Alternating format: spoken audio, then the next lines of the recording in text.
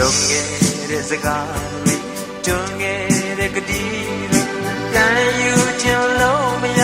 ပြီဘယ်လိုလဲလွိုက်ဆမ်းစစ်ပြေ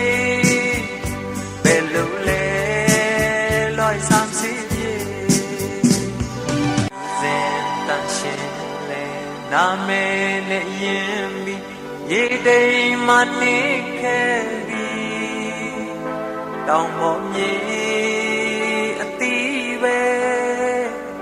တောင်ပေါ်မြေအသီးအပြိုစင်အလှပန်းလေးကွယ်ရလူမသိချိန်မောင်ခိုးကညို့မလားငိုနေမလားလွိုက်ဆမ်းစစ်ပြေ